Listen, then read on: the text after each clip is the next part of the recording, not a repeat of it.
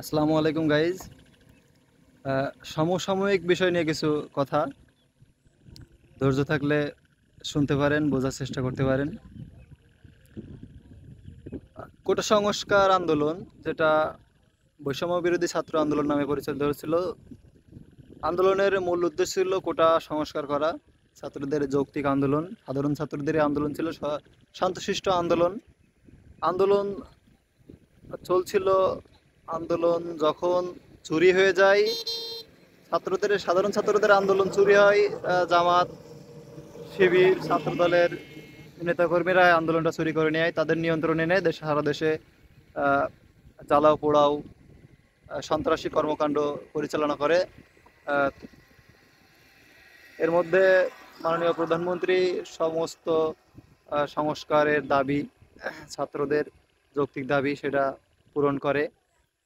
পরক্ষণে যে ছাত্রদের চুরি হওয়া যে আন্দোলনটার একটা অংশ, সাধারণ ছাত্ররা ঘরে ফেরে, চুরি হওয়া আন্দোলনের যে একটা অংশ, তারা আহ, তাদের দাবি যখনই মেনে নেওয়া হচ্ছে, তখন তাদের দাবির পরিবর্তন আসছে। তারা 9 দফা দিল, মাননীয় প্রধানমন্ত্রী তাদেরকে ডাকলো, 9 দফা দাবিতে তাদের প্রধানমন্ত্রীর সাথে বসার আহ্বান জানালো। তারা শহীদ মিনারে আজকে দিল 1 দফা, প্রধানমন্ত্রীর পদত্যাগ। কেন? হোয়াই? শেখ হাসিনার পদত্যাগ হবে, কে আসবে? কাকে বসাতে চান আপনারা রাষ্ট্র ক্ষমতায়? তার নামটা বলুন। কেন? কি চান? ইতিহাস ভুলে গেছেন? কেন? এত মন ভোলা জাতি কেন আমরা? না, শেখ হাসিনার পদত্যাগ হবে। কারণ এই আন্দোলনটা এখন আর সাধারণ ছাত্রদের হাতে নেই। এই আন্দোলনটা চুরি করেছে শিবির, ছাত্রদল, বিএনপি, জামাত। আপনারা ভাবছেন না জামাত নিষিদ্ধ হলো, তারা কোনো কর্মসূচি দিল না? কেন? অলরেডি যারা কর্মসূচি পালন করছে, দুটো কর্মসূচি একসাথে চলে কিভাবে? বিষয়টা আপনাকে গভীরে ভাবতে হবে যে একটা দেশের আহ, মানে সাধারণ ছাত্রদের আন্দোলন চুরি করে সাধারণ ছাত্রদেরকে সামনে দিয়ে তাদেরকেই আবার এই সাদা শিবির ছাত্রদলের নেতাকর্মীরা খুন হত্যা করে লাশের মিছিল করে মানুষের পাবলিক সেন্টিমেন্ট তৈরি করার চেষ্টা করছে। তাই নিয়ে সরকার পতন, লাশের ওপর দিয়ে কি তারা ক্ষমতায় যেতে চায়? আর বিএনপি তো প্রশ্নই আসে না ক্ষমতায় যাওয়ার, মানে কোনো ক্যালকুলেশনে তো বিএনপির ক্ষমতায় যাওয়ার প্রশ্নই আসে না। শেখ হাসিনা সরকারের যদি পতন হয়, দেশ নেবে সেনাবাহিনী, ক্লিয়ার হিসাব। সেনাবাহিনী দেশ নিলে কি আপনার দেশের পরিস্থিতি ভালো থাকবে? আপনার ভুলে গেছেন আপনার এরশাদ ফখরুদ্দিনের আমল?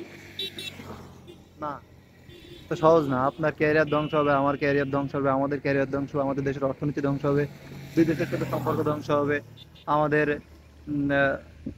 অর্থনৈতিক ক্ষতি হবে, দেশ দেউলিয়া হবে। সব ক্ষতি আপনার আমার হবে, যারা আমাদের দেশটা আপনার একা না, এ দেশটা সাধারণ মানুষের।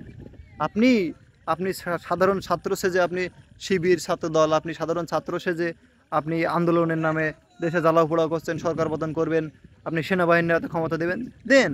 কিন্তু দেশটা তো আপনার একার না, সিদ্ধান্ত আপনার একার না। আপনি রাস্তায় আছেন তো কি হয়েছে? আপনার সিদ্ধান্ত একার না, এই দেশটা সাধারণ মানুষের। সাধারণ মানুষ খেটে খাওয়া, যারা এই আন্দোলনের পক্ষে না, বিপক্ষেও না, যারা গ্রামে থাকে, যারা একেবারে সাধারণ, তারা কোনো এই আন্দোলন সম্পর্কে কোনো মন্তব্য করছে না, কথা বলছে না। কেন আপনি তাদের জীবনযাত্রা মান ব্যাহত করবেন? কেন? আপনার কে অধিকার দিয়েছে আপনার একজন সাধারণ ছাত্র বা সাধারণ একজন মানুষের জীবনযাত্রার মান আপনি নষ্ট করবেন? আপনি দেশটাকে আরো অরাজকতার মধ্যে ঠেলে দিচ্ছেন। আপনার বিভিন্ন গুজব সোশ্যাল মিডিয়ায় সত্য মিথ্যা যাচাই না করে আপনি শেয়ার দিচ্ছেন। কেন? এই অধিকার আপনার কে দিয়েছে? সাধারণ ছাত্রদের মাথায় কাঁঠাল ভেঙে এক শ্রেণীর মানুষ খাচ্ছে, সেগুলোকে আপনি সহজে মেনে নিচ্ছেন কেন?